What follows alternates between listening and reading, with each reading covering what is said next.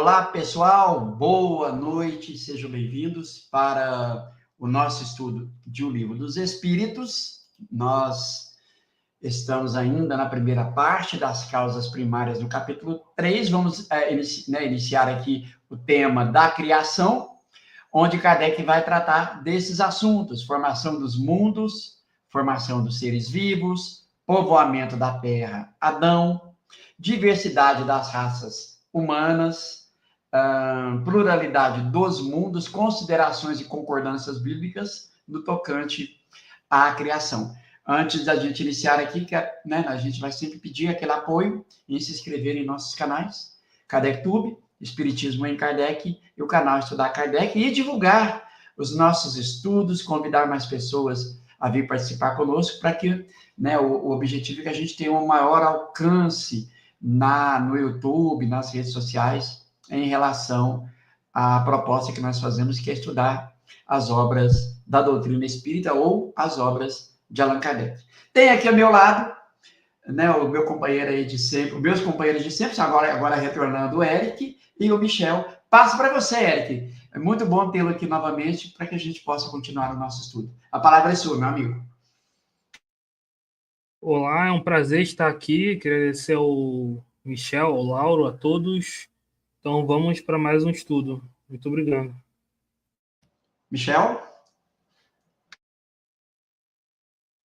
Boa noite, Eric. Boa noite, Lauro. Boa noite a todos. Que a gente tenha um ótimo estudo aí, iniciando hoje o item 37 do Livro dos Espíritos. Que todos possam curtir, compartilhar e participar, né?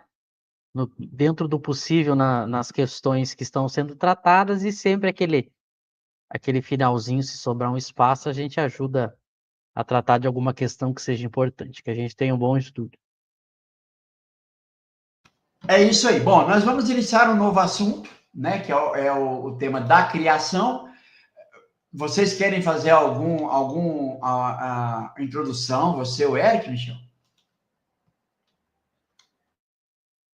Por mim, não. Se o Eric quiser fazer alguma introdução, fica à vontade. Bem, eu só queria dizer, talvez, que esse tema é bastante explorado na Gênese, né? Toda essa primeira parte do Livro dos Espíritos mas essa parte que vai entrar nas ciências por exemplo, geologia, né? Da criação, isso é muito explorado na Gênese, que Kardec vai entrar nessas ciências, não para querer que o espiritismo acrescente qualquer coisa, né? Como a gente tem no Livro dos Médiuns, nas perguntas que se pode fazer aos espíritos, os espíritos não servem para acrescentar, né? A ciência material, mas isso serve para um estudo comparado, enfim, porque tem pontos de contato, né? Para mostrar justamente que os espíritos eles não têm essa função de acrescentar algo que é o trabalho nosso, né? Então, nessa parte, como nas outras, vai se trabalhar também essa questão, né, enfim, antes estava mais no campo da física, da química, agora vai entrar biologia, geologia, enfim. E assim, dentro desse comentário seu, Eric, aí também eu quero até ouvir a opinião do Michel, não é muito raro, eu ouvi muito pessoas afirmarem que se estudar somente o Livro dos Espíritos e o Livro dos Médiuns, que são as obras básicas que tem que ser estudado. Então, baseado no que você falou, se eu não estudar, por exemplo, a Gênese, para compreender aqui parte do que foi estudado aqui dessa primeira parte que a gente está estudando, fica incompleto esse estudo? Eric, depois o Michel, se você quiser complementar alguma coisa, fica à vontade, viu? Eric. É importante estudar todas as obras. Vai ser sempre incompleto se você não estudar todas as obras, né? É claro que estudar a Gênesis vai facilitar a compreensão, porque o Livro dos Espíritos é muito resumido, às vezes, a resposta, né? Na Gênesis ele elabora um texto maior. Mas dá para entender e ir compreendendo, estudando o Livro dos Espíritos. Mas, claro, você não deve se deter aí, né? Estudar todas as 22 obras fundamentais como está no catálogo. Exato. A pessoa que diz um absurdo desses que tem que ler só o Livro dos Espíritos e o Livro dos Médiuns, ela teria que explicar o que Kardec ficou fazendo, então, o resto dos anos, sofrendo, sendo atacado, trabalhando incansavelmente para escrever os outros livros. Então, e os espíritos superiores ajudando, né? Então, Kardec e os espíritos superiores eram tudo uns tontos, né? Eles ficaram lá escrevendo obra para nada, para só estudar o Livro dos Espíritos e o Livro dos Médiuns. Então, a pessoa que diz isso, ela não percebe que há uma falta de sentido nessa afirmação, né? Então, para que Kardec escreveria os outros livros, se ele não tivesse que ser estudado? E mais, né? Porque além das 22 obras que ele coloca como fundamentais do Espiritismo, que são as suas obras, ele ainda escreve o catálogo para indicar mais obras, né? Então não é nem só as 22 de Kardec, é as 22 e mais as obras que ele indica. Então as pessoas inventam absurdos, né? Que é fruto sempre de ignorar a obra, de sempre tentar fazer com que as pessoas não leiam Kardec, né? É verdade, verdade.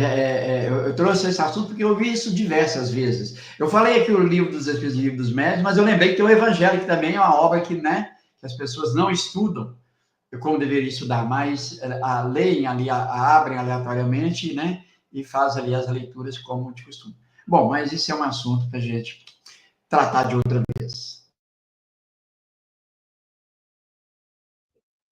Vamos lá então, eu vou ler, comento e a gente faz a rodada aí. Como o Lauro anunciou, a gente vai iniciar hoje um capítulo novo, ainda da primeira parte, né? Um capítulo 3 da criação. A gente já viu 2 capítulos, de Deus e dos elementos gerais. Já falamos bastante sobre o que quer dizer essa primeira parte, né? E ainda temos mais 2 capítulos, né? Agora Kardec vai entrar na questão da criação. Deixa eu abrir aqui na minha colinha. Os assuntos o Lauro já tratou. Vamos lá. Então, o primeiro assunto desse capítulo 3, formação dos mundos, né? E ele começa, antes de colocar o item, né? Ele começa dando uma definição de universo para a obra, né? Então, ele diz: o universo abrange a infinidade dos mundos que vemos e dos que não vemos. Todos os seres animados e inanimados, todos os astros que se movem no espaço, assim como os fluidos que o enchem. Então é muito importante a pessoa que for estudar as questões seguintes entender qual é o conceito de universo que Kardec está dando. É sempre importante a pessoa que está lendo a obra tomar como base ou como premissa o significado que o autor da obra deu. Isso é muito importante. Por isso que a gente tem que saber estudar da maneira correta, né? Porque aqui ele vai colocar... porque o Espiritismo, ele ampliou a noção de universo, né? Porque não se restringe simplesmente ao universo observável ou universo material. E ele também se amplia ele coloca tudo que a gente já conhecia do universo, mais o elemento espiritual, não exclui os fluidos também. Então, essa é a premissa que ele, a base, né, o conceito que ele coloca para estudar as questões que ele vai estudar. Como o Eric já falou, a gente vai ver mais uma vez questões que Kardec vai percebendo que os espíritos não entram, né? não tomam lado na ciência ou não completam a ciência que estuda esses assuntos. E aí Kardec segue depois até chegar ao objeto de estudo único do espiritismo, que vai ser o espírito. Eu vou ler a 37 e a resposta, depois eu passo para vocês daí. Então, agora ele já definiu, né, o que é o universo, ele entra na questão. O universo foi criado ou existe de toda a eternidade como Deus? E a resposta é fora de dúvida que ele não pode ter se feito a si mesmo.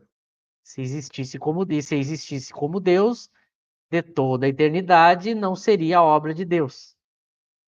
Aí Kardec comenta: diz-nos a razão não ser possível que o universo se tenha feito a si mesmo, e que, não podendo ser obra do acaso, há de ser obra de Deus. Então aqui ele volta a fazer uma questão, só que a gente já tinha tratado desse comparativo lá atrás, quando ele pergunta sobre a origem da matéria, né? Kardec pergunta se na questão do capítulo 2 lá, Questão 21. questão 21, isso eu estava procurando aqui, ele pergunta se a matéria existe, né? É a mesma pergunta, só que em vez de dizer o universo, ele pergunta na matéria. A matéria existe desde toda a eternidade, agora ele quer saber se o universo existe. Lá naquela questão, quando fala da matéria, os espíritos dizem só Deus o sabe. E a gente discutiu porque essa resposta é a melhor possível. Agora, aqui, quando ele, em vez de perguntar da matéria, ele pergunta do universo, e ele define antes o que ele entende por universo, aí os espíritos dizem e não dão a mesma resposta. O universo, evidentemente, que ele teve um princípio. Ele teve um princípio, ele é efeito, né? Ele teve uma criação. Ele não pode existir de toda a eternidade como Deus. E como ele diz, a razão nos diz que ele não pode ser obra do acaso, não pode ter feito por si mesmo, então ele é obra de Deus. Então veja como ele muda quando fala do universo e quando fala da matéria, né? A matéria só Deus o sabe, e o universo sim, porque esse universo já seria essa matéria modificada. Essa matéria elementar, primitiva, modificada, isso teve um começo, né?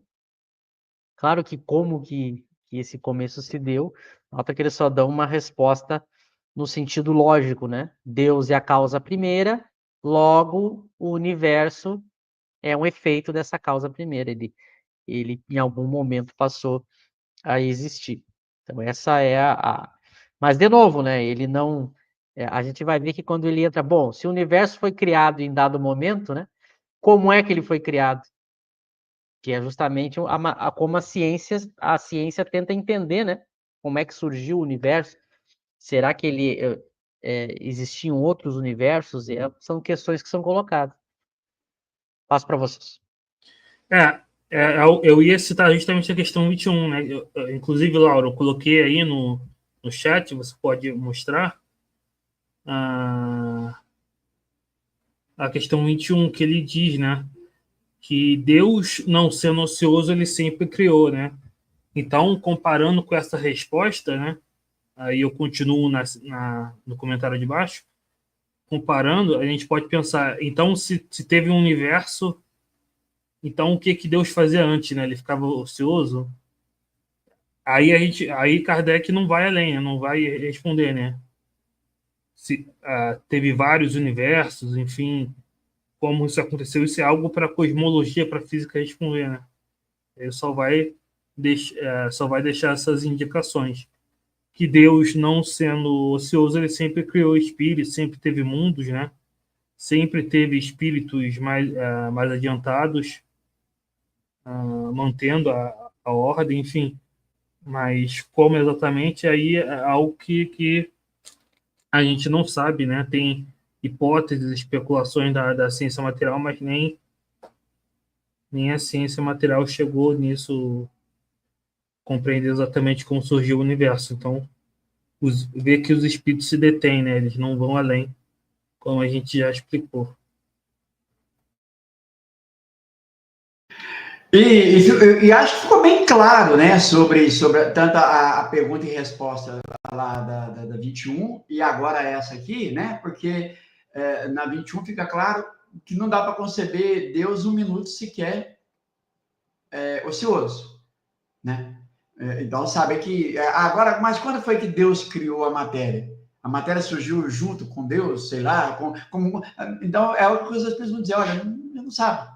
Não vamos, né? Vamos. Só que a própria razão diz o seguinte, Deus é a causa primária. Pronto.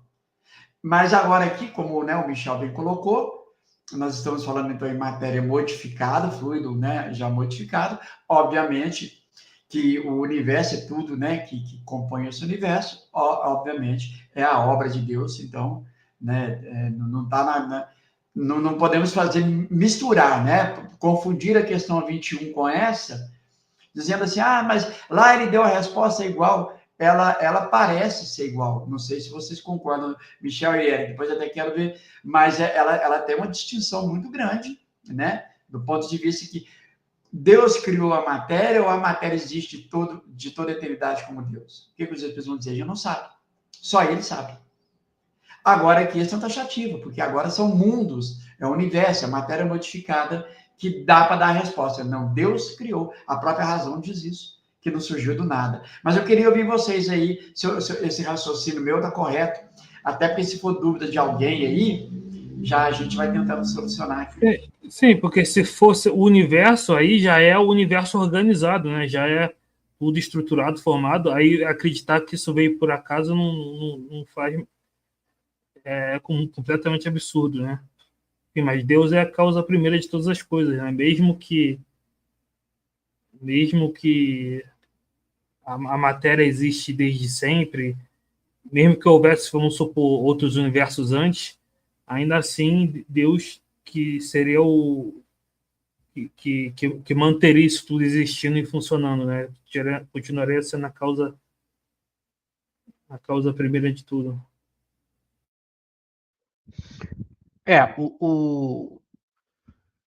Para dar o crédito, a primeira pessoa que eu vi tratando disso e chamando atenção para essas questões, né, para comparar a questão 37 com a questão 21, e propor uma saída lógica e não contraditória, né, foi o Cosme, né, Cosme Massi.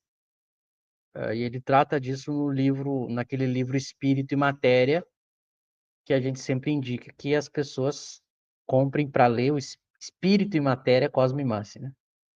Então, para a gente agora aprofundar um pouquinho mais, talvez as pessoas, não sei, tem alguém não estivesse, né, no estudo lá da questão 21, quando a gente estava lá, para entender. Se você pegar a questão 21 do Livro dos Espíritos e pegar, que é essa que o Eric postou aí nos comentários, e pegar a 37, você vai perceber que a pergunta é a mesma. Só que em vez de perguntar na 21 ele pergunta se a matéria existe desde toda a eternidade. E na 37 ele pergunta se o universo existe de toda a eternidade. Para uma, quando vai falar da matéria lá na 21, os espíritos dão uma resposta. Na 37 eles dão outra resposta, diferente. E para não gerar uma contradição, porque vejam que a solução para essas questões, até o comentário de Kardec diz, né? Diz-nos a razão. As soluções dessas questões é simplesmente a razão, né? Eu não tenho outro meio de tratar dessas questões que não seja a razão. Eu não tenho algum aparelho, alguma mecânica sofisticada para tratar da natureza disso. Então, eu trato do ponto de vista lógico, racional. Eu uso a imaginação, a razão para tratar. Esse é o primeiro ponto. Então, imagina, quando pergunta se a matéria existe desde toda a eternidade, os espíritos dizem só Deus o sabe. Lá na 21. Então, eles não dizem nem que sim, nem que não. Só Deus o sabe. E aqui eles dão uma resposta, eles tomam um posicionamento. Eles dizem, não, o universo não existe desde toda a eternidade, ou seja, ele é criado em algum momento. Então, só para contextualizar, para as pessoas saberem. Agora, o que motiva a diferença da resposta? Aí que está a chave da questão, e começa justamente pela definição que ele dá antes da questão, que foi a que a gente leu. Ele define o universo. Por isso que ele está perguntando, será que os mundos, a infinidade de mundos, os seres animados e inanimados, existem desde toda a eternidade? Os espíritos dizem não, em algum momento eles são criados. Agora, quando eu pergunto a matéria, no sentido da matéria elementar, a primitiva, aí essa a gente não consegue imaginar em algum momento, é difícil para a gente imaginar em algum momento não existindo essa matéria e ela sendo criada. Então, por isso que as respostas são diferentes. E eu consigo dar uma explicação lógica, né? Por quê? Porque a definição da coisa é diferente. Por isso que a resposta é diferente. Então, eu resolvo o primeiro problema da contradição. O segundo problema, e isso tudo que eu estou dizendo, eu estou dando crédito ao Cosme, tá? Porque como ele foi quem tratou disso primeiro, é uma coisa que eu, por exemplo, não teria percebido se não fosse o comentário dele. Então, por isso que eu estou dando crédito. Agora, o segundo problema é imaginar o seguinte, tá, mas então se o universo teve um começo, houve algum momento que não existia mundos, seres criados? Que coisa estranha é essa? Qual é a solução lógica que o Cosme propõe? E eu concordo com ele porque nunca ouvi uma melhor. A saída lógica para essa questão é tu imaginar que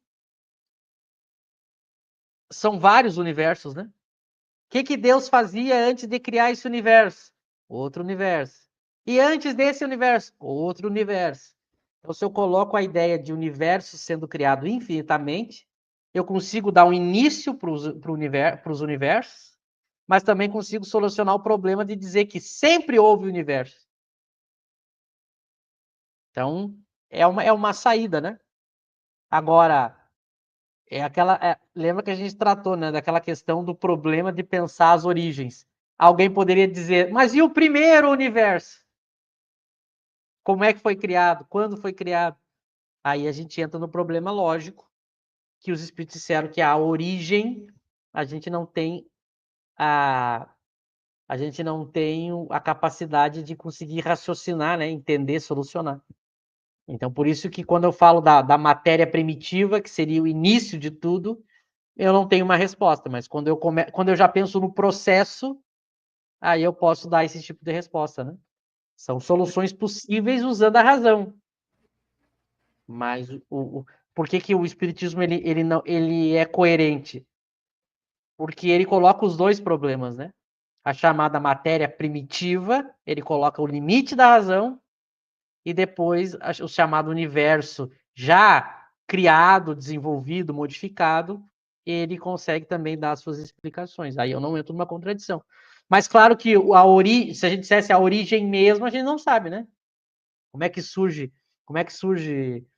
o início de tudo, né? Mas do processo eu consigo raciocinar, percebe? Aí eu consigo imaginar, por exemplo, é racional eu imaginar universos sendo criados. Agora, claro que se alguém perguntar, e o início do início? Aí o Espiritismo é coerente em dizer que não sabemos, né? Acho que começa a ficar um pouco mais claro, talvez, o que a gente está querendo mostrar no estudo de hoje, né? Vamos ver pelo comentário das pessoas se elas estão conseguindo entender o que a gente está falando. Senão, elas podem mandar questões. Eu já passo para vocês, se quiserem comentar. E percebe que os espíritos não entram como isso acontece, né? Se a gente for estudar a cosmologia atual, tem ideias, né, de não, tem multiverso, ou tem o Big Bang, depois volta de novo e vai de novo, ou teve outro, a gente não sabe disso, né? Ou teve outro Big Bang, enfim, a gente não, os espíritos não entram nisso. Isso aí quem vai estudar é a cosmologia, a ciência, né? Então, mas mesmo a ciência é difícil, porque isso é hipotético, né? A gente não. Agora, você vê que os espíritos não vão entrar nisso, porque aí vai entrar na astronomia, na cosmologia, na física, enfim. Eu só queria comparar isso com a questão 78, que a gente vai ver. Se o Lauro puder colocar aí, a questão 78, eu coloquei nos comentários, Lauro. É só coloca para cima. Começa acima dessa. Aí. Agora, em vez de ele estar falando dos mundos materiais, ele vai falar dos espíritos. Ele diz: os espíritos tiveram princípio, existem como Deus de toda eternidade. Se não tiver sentido o princípio, seriam iguais a Deus, quando, ao invés, são criação sua e se acham submetidos à sua vontade. Aí abaixo. Deus existe de toda a eternidade, é incontestável. Quando, porém, ao modo pelo qual nos criou e em que momento fez, nada sabemos. Podeis dizer que não tivemos princípio, se quiseres com isso significar, aí o próximo, que, sendo Deus eterno, Deus há de ter sempre criado ininterruptamente. Mas, quando e como cada um de nós foi feito, repito-te, nenhum o sabe. Aí que está o mistério. Você vê que é a mesma questão que coletivamente Deus sempre criou, né, o elemento espiritual. Agora, individualmente, a gente foi criado. A gente pode dizer com certeza, individualmente eu não sou eterno, fui criado, mas coletivamente Deus sempre criou, né? Sempre criou espíritos do elemento espiritual. Agora, individualmente é óbvio que cada um de nós foi criado. Então, vocês veem a diferença? Entenderam a comparação que eu fiz com essa questão do universo, da matéria? Individualmente é óbvio que esse universo teve origem, mas agora a matéria pode ter tido outros universos, outros mundos, né? Acho que deu para entender. É muito bom. Foi bom tu lembrar de 78, que eu não lembrava. E ele faz a mesma pergunta usando 3 objetos diferentes, né? Numa ele pega a matéria, no outro ele pega o universo, no outro ele pega o espírito. Ele submete a mesma pergunta usando objetos diferentes. Muito bom esse exemplo que tu deu. Cada espírito teve uma origem, teve um momento que ele foi criado. Mas sempre houveram espíritos, desde toda a eternidade, sendo criados. Eu fui criado em algum momento, o Lauro foi criado em algum momento, o Eck foi criado em algum momento. Mas Deus sempre criou, então sempre existiram espíritos. Olha que coisa interessante. Agora, claro que se alguém perguntar assim, mas e o primeiro? Essa pergunta, ela com certeza está equivocada, né? Só que falta para nós algo que uma faculdade que a gente consiga explicar isso sem usar a nossa razão limitada, né? Que alguém poderia perguntar, e o primeiro? Mas aí é que está o problema. Como que começou a criação dos espíritos? Como que começou a criação dos universos? Esse que é a grande questão, que aí o espírito diz que nós não sabemos. Então ele consegue dar a resposta para as duas e não entrar em choque, né? Não entrar em contradição.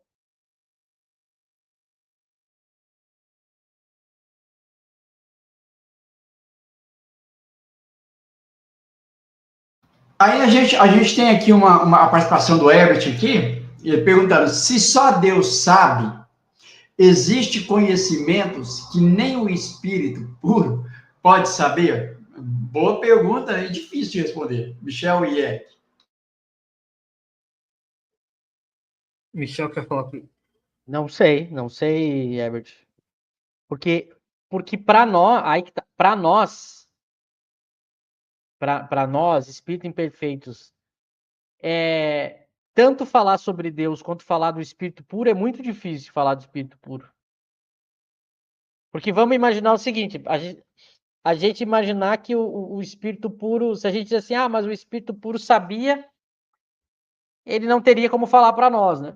Porque não tem linguagem, não tem faculdade. Agora, talvez se a gente usar aquela questão lá do Livro dos Espíritos, que os Espíritos dizem que quando eu me torno espírito puro, aí eu entendo a questão do princípio das coisas, usando essas questões, então eu estou usando uma questão que eles dizem lá, eu acho que é a 19, deixa eu pegar aqui. Usando essa questão, o espírito puro deve saber, né? Agora, se realmente é assim, não sei. Eu diria não sei, mas eu vou achar a questão aqui, vão comentando que eu vou procurar a questão aqui. Bem, mas a questão é assim, tanto no Livro dos Espíritos quanto na Gênese, os Espíritos dão um conceito de Deus como inteligência suprema, né? Supremo quer dizer que é superior a todas as outras, né? E os Espíritos dizem que os atributos de Deus são infinitos, né? Inclusive, na questão 9 do capítulo 2 da Gênese, Kardec diz o seguinte,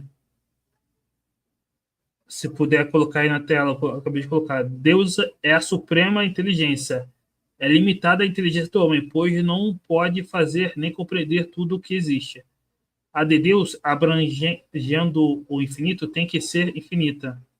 Se a supuséssemos limitada num ponto qualquer, poderíamos conceber um outro ser mais inteligente, capaz de compreender e fazer o que o primeiro não faria, assim por diante, até o infinito. Coloquei abaixo aí.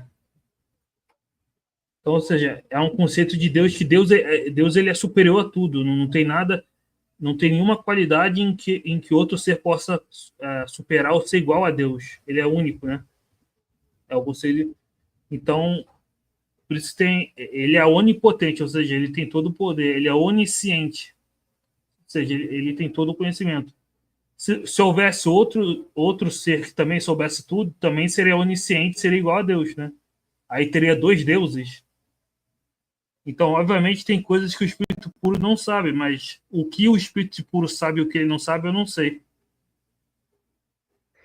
Boa, deixa eu só retificar aqui, porque eu fui procurar a questão e eu concordo 100% com o que o Eric colocou.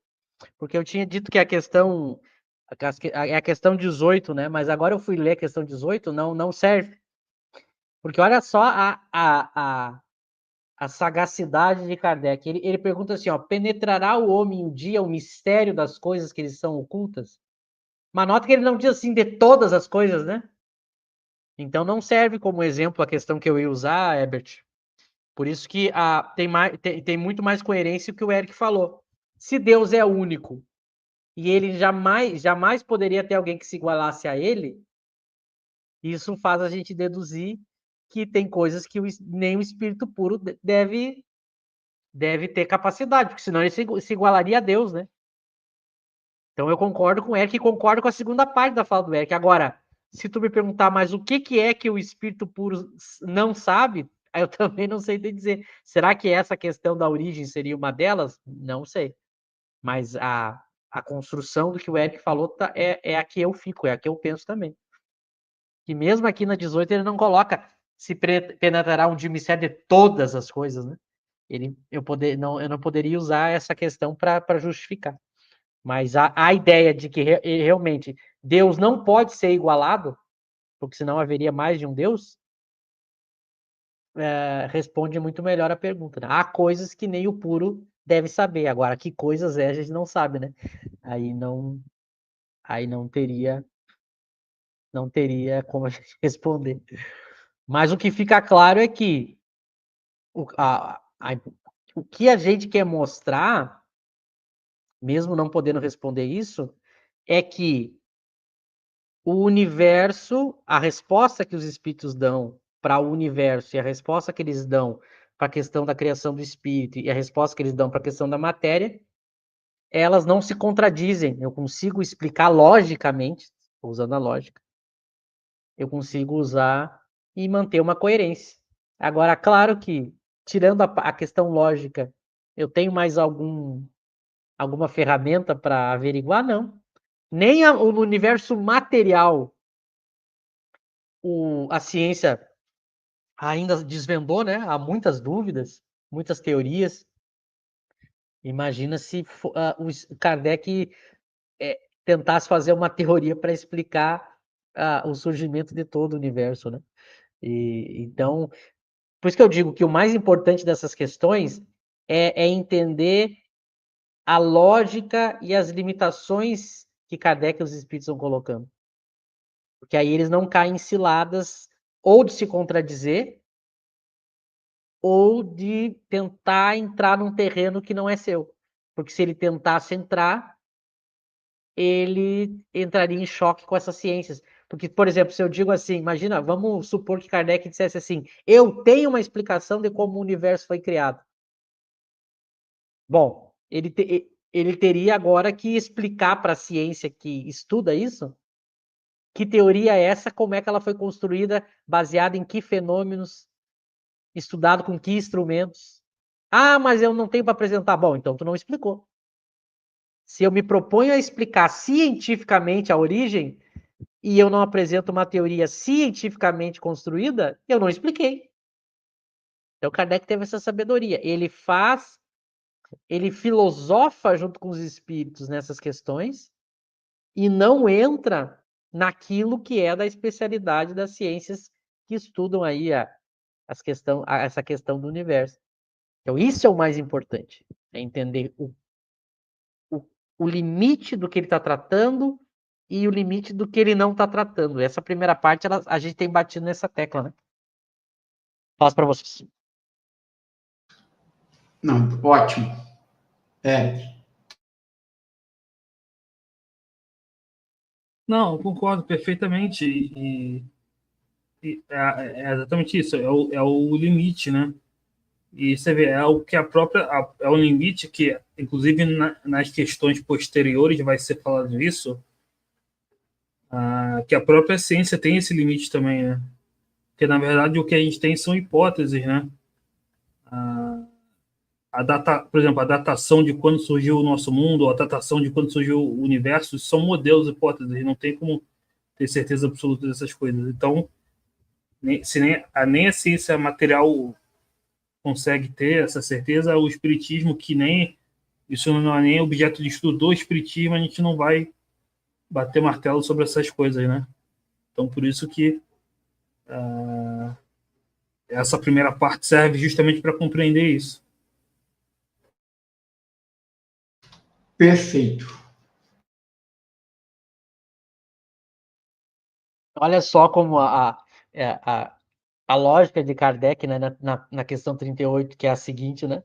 Bom, se os espíritos disseram na 37 que o universo foi criado em algum momento, a pergunta seguinte é: como criou Deus o universo? Então é muito inteligente, né? Aí a resposta: para me servir de uma expressão corrente, direi, pela sua vontade.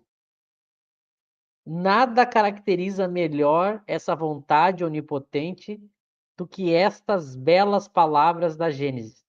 Deus disse: faça-se a luz, e a luz foi feita. Então, olha que interessante. É filosofia, né? É filosofia pura. Porque vejam que quando Kardec pergunta o como, os espíritos não vão dar uma mecânica do processo, né? Eles não vão por esse caminho. Por quê? Porque justamente se eles fossem por esse caminho, eles iam ter que enfrentar a ciência que trata disso. Porque toda vez que eu dou o como, eu tenho que apresentar o conjunto de fenômenos que eu me baseei para esse como, os métodos que eu utilizei. É um conjunto de coisas que eu tenho que dar para apresentar o como. Não basta simplesmente eu dizer qualquer coisa. Essa é a sacada. Porque para qualquer pergunta que se faça, eu posso inventar qualquer resposta eu posso inventar. Mas o que diferencia uma da outra? É como essa teoria é elaborada. E para as ciências que tratam dessas questões, se eu inventar de apresentar um como que entra em contradição com ela, eu tenho que mostrar por que essas minhas contradições explicam e corrigem as teorias dela. Então, Kardec não vai por esse caminho, nem os espíritos. Ele vai sempre para o lado filosófico da questão. Como que Deus cria o universo? Pela sua vontade. Ele quer, o universo se cria. Olha que interessante. E tem algo de profundo nessa fala pelo seguinte.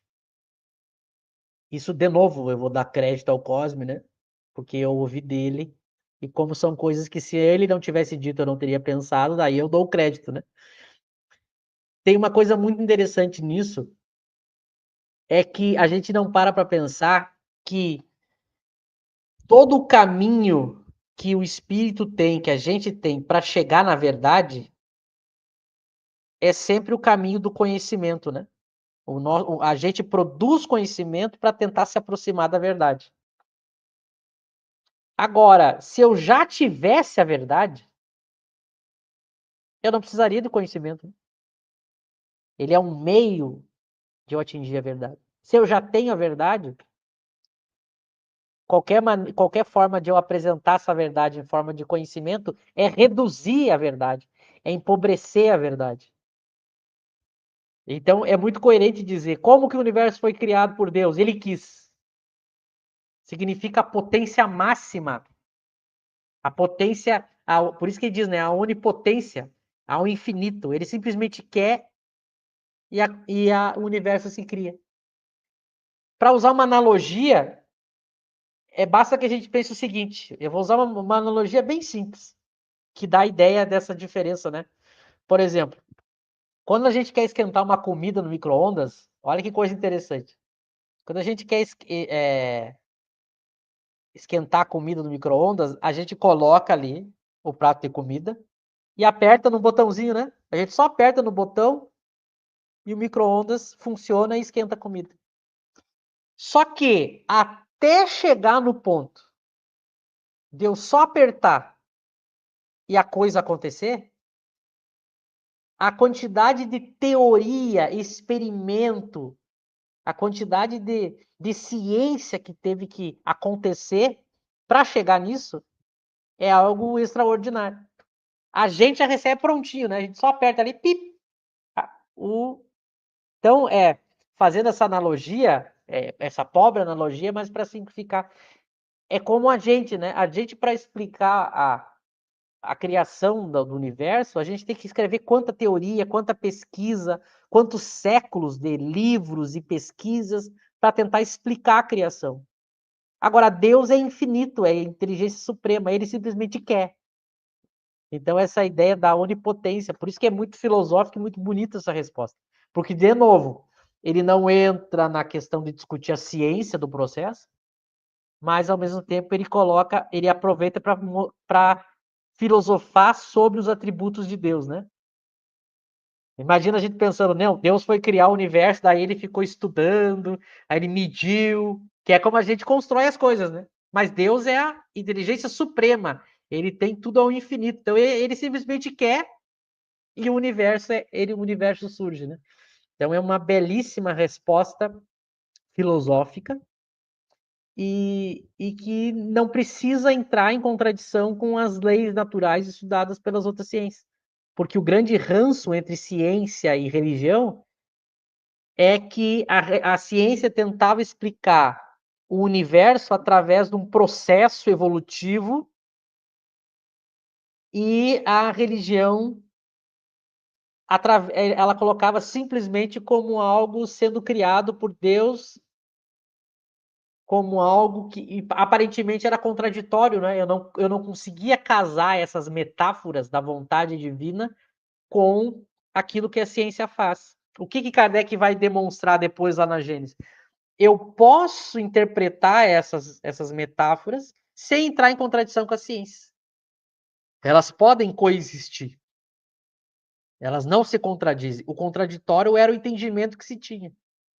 Então, isso que é belo no Espiritismo. Ele conseguiu explicar as coisas, falar de Deus no processo da criação, mas, ao mesmo tempo, respeitar as leis naturais. E isso é muito difícil. Isso não é uma coisa fácil de fazer. Mas a gente vai ver, ao longo das questões, ele construindo isso. Mas, claro, o Eric já deixou isso muito bem explicado no início do estudo. Essas questões elas vão ser desenvolvidas na Gênese.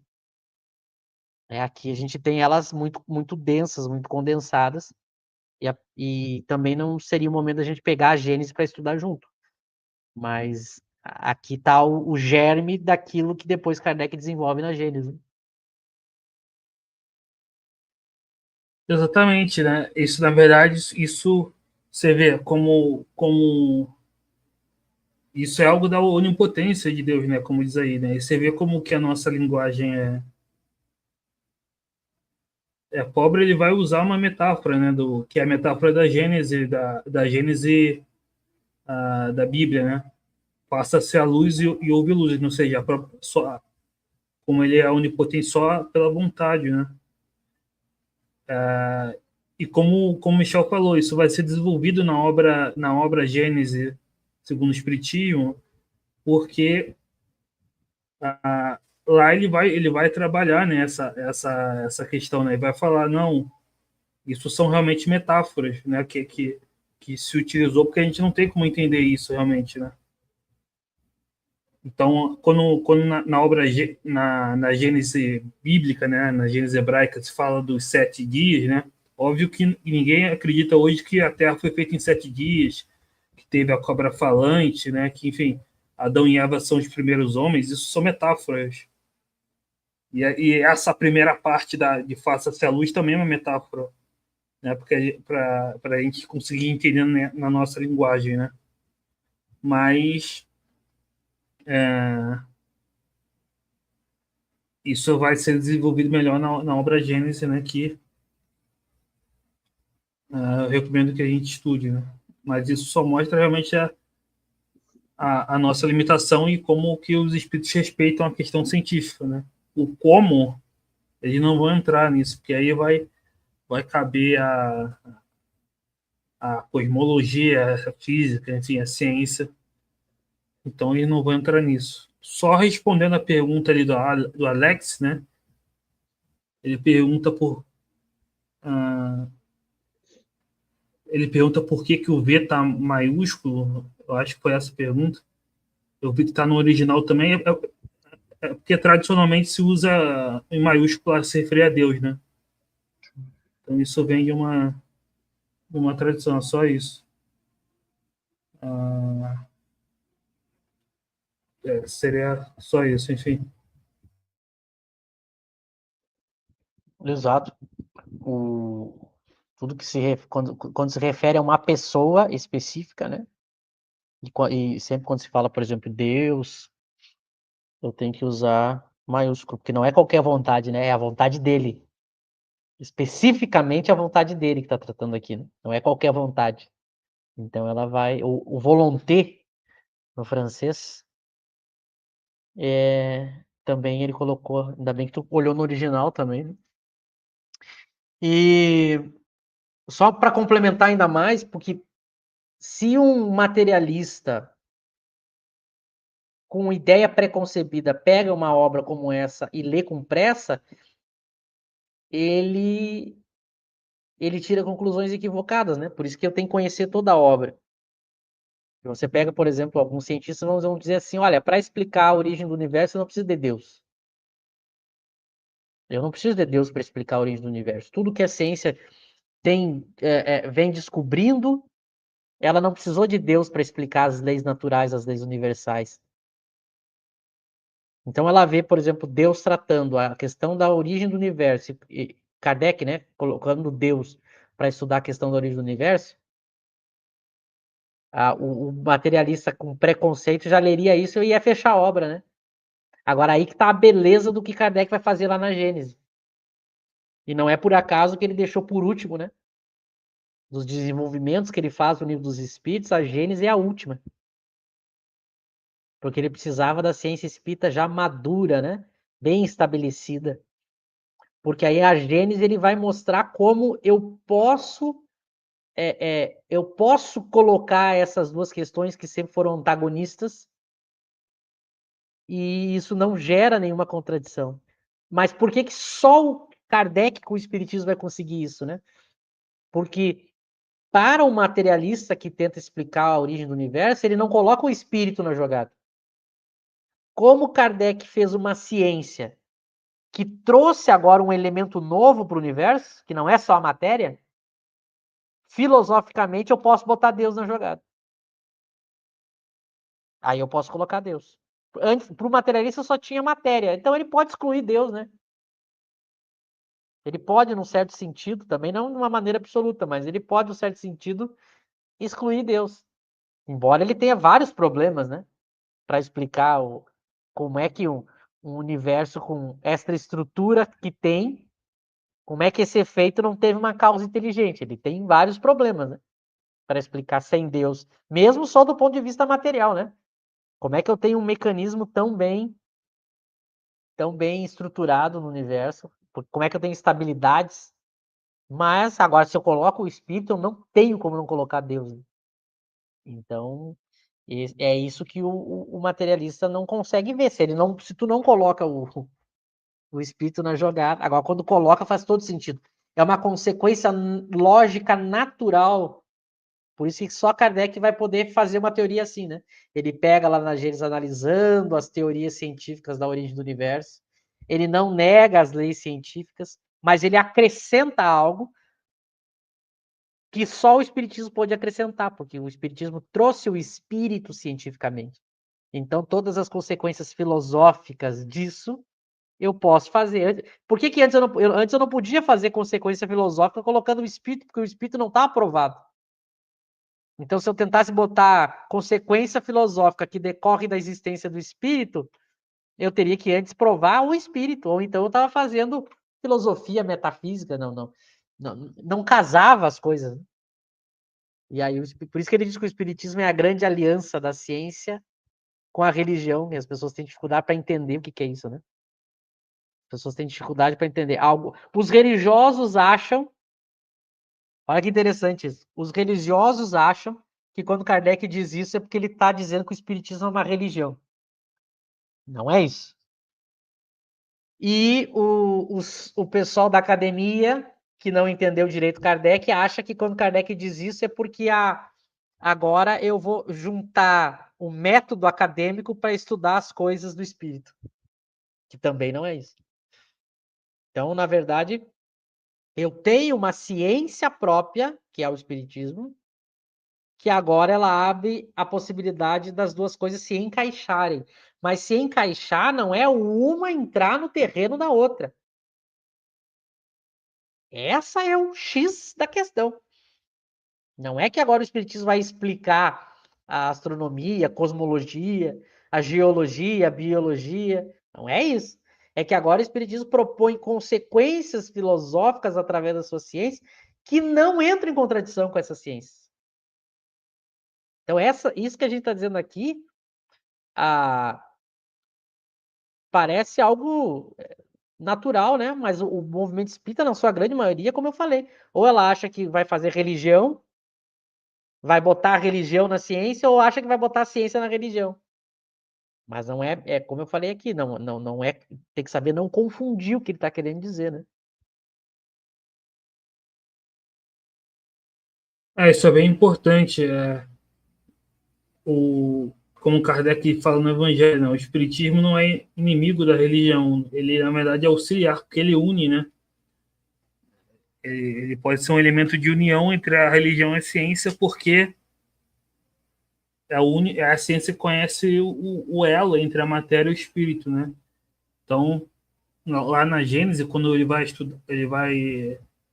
estudar a comparação da Bíblia com a ciência, ele não vai negar nenhuma nem outra, né? Ele vai conciliar, na verdade, né? Ele vai falar, são metáforas, enfim. Então, na verdade, o espiritismo não se coloca como inimigo da religião e nem como uma religião, mas como auxiliar da religião por ser uma ciência que faz essa conciliação, né? Por conhecer essas leis que regem as relações do espírito com a matéria, né? Ter esse entendimento desse elo. Sobre o estudo da Gênese, no futuro a gente pretende fazer, mas a gente ainda não tem, né? Eu não sei se no Kardec Play o Cosme já começou a estudar a Gênese. Não, né? Tem não, tem não. Eu já ouvi o Cosme falar que vai fazer, porque ele quer deixar todas, né, gravadas. Mas uma dica para o Alex é a seguinte: essas partes da Gênese que tratam das ciências acadêmicas, que não é espiritismo, você pode achar pessoas especialistas nisso. Professor de química, biologia, geologia, astronomia, para ele explicar. Porque ele vai, inclusive, fazer as correções, né? Aquilo que a ciência, a sua ciência evoluiu, ele vai dizer, olha, no século XIX se pensava isso, isso e isso, agora já se sabe que é isso, isso e isso. Então você pode procurar, e se não conseguir alguém próximo, pode comprar cursos na internet, né? Cursos básicos para tentar ajudar a entender. Porque aí não é espiritismo. Então não se preocupe, essas partes que você está lendo da Gênese, que tratam das ciências que estudam as questões materiais, você procura alguém que seja especialista nisso, para ajudar a entender, né? Aliás, é uma das vontades que eu tenho no futuro, né? A gente estudar pegar um especialista naquela área que está sendo tratada ali, para ele mostrar como era visto no século XIX, como que é visto agora. E aí, aí quando for espiritismo, porque os textos que são sobre espiritismo, Kardec deixa muito claro, né? Que são sobre espiritismo. Então, aí a parte que é sobre espiritismo, Alex, essa é fácil de entender, viu? Porque aí o espiritismo, ele é, graças a Kardec, mais fácil, né? Do ponto de vista teórico, do que estudar biologia, química, física, astronomia. Então, a parte que trata de espiritismo é mais fácil. Agora, a parte que trata, às vezes, não também que seja muito complexo, né? Mas é bom, às vezes, a gente ter um professor, alguém, ou um cursinho, alguma coisa.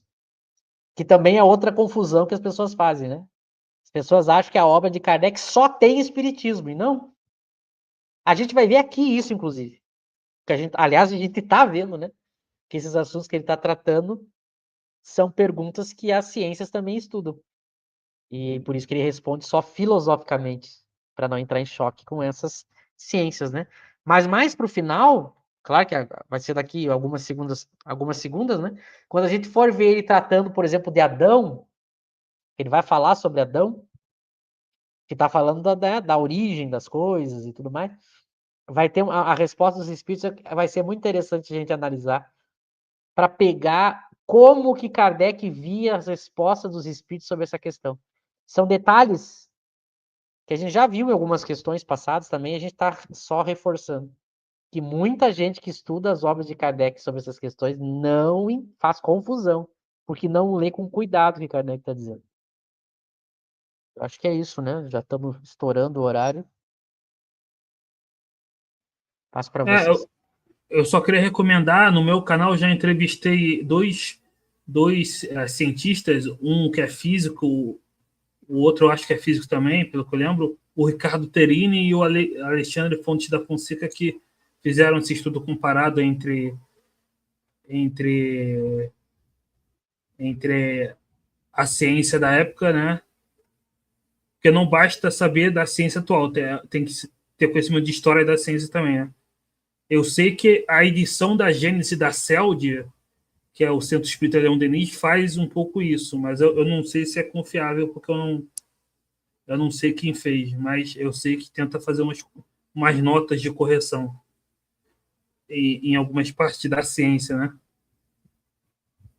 Aí, também está indicando o Henry, eu sei que também é kardeciano, enfim.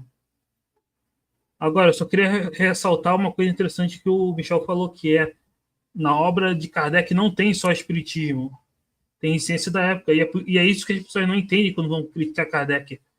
Quando vem pessoas ignorantes, por exemplo, criticar Kardec falando de frenologia, por exemplo, eles não entendem que não é Kardec que está falando ali, ele estava citando a ciência da época, né? Ou quando Kardec fala da geração espontânea,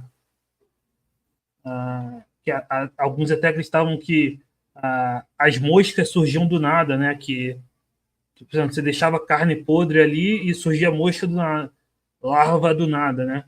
Quer dizer, surgia as larvas do nada. Aí teve um experimento que provou que tampando não surgia, porque eram as moscas que iam lá e pousavam, né? Então não tem... Ou seja, mas Kardec não estava entrando nisso. Kardec estava citando a ciência da época e deixando, né? Inclusive na Revista Espírita, quando Kardec vai citar a geração espontânea, ele diz, isso não é resolvido pela ciência. Então, muita gente mal intencionada usa essa questão de Kardec tratar da ciência da época, como a frenologia, para criticar Kardec, não entendendo que não é Kardec que está falando ali. Ele está citando a ciência da época e colocando o que o espiritismo poderia contribuir nisso, nos pontos de contato. E isso é algo importante de se entender, porque muitos críticos, detratores do espiritismo estão usando isso hoje em dia, né?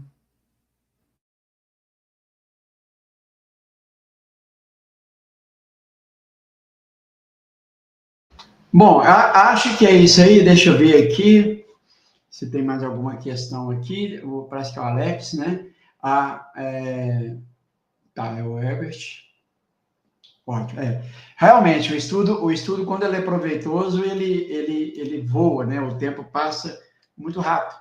E pessoal, nós temos os estudos das questões anteriores, que estão na playlist, que vocês podem buscar lá, o estudo do Livro dos Espíritos, por exemplo, que vai encontrar desde o primeiro estudo, que é a introdução ao estudo da doutrina espírita, onde tem o Eric, tem o José Paniago, o Michel e outros convidados que participaram, e depois as questões, né, nas quais a gente está estudando. Então, aí vocês vão ver o encadeamento do estudo, né, se pegar desde o início lá, para melhor compreender até aqui o que foi tratado. Bom, já quero agradecer aí, Michel, Eric, agradecer a participação da galera toda aqui no chat, né? E é isso aí, pessoal. Participem mesmo, façam seus comentários aí, né? As suas perguntas, porque isso faz com que o estudo fique cada vez mais rico, né?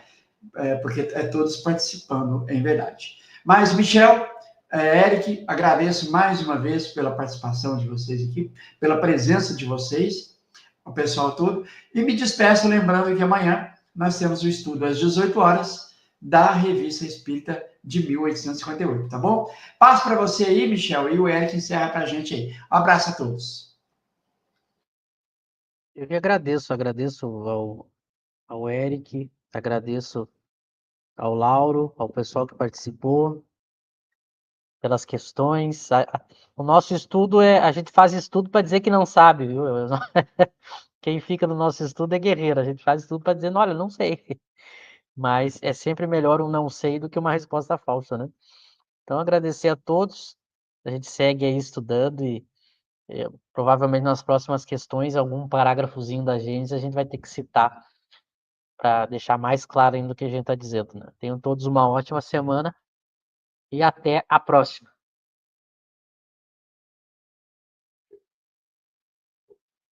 Muito obrigado, Michel, o Lauro, a Mônica, o Ebert, o Luciano, o Alex, a todos, né? A Marli, enfim. E nos vemos na próxima semana, então.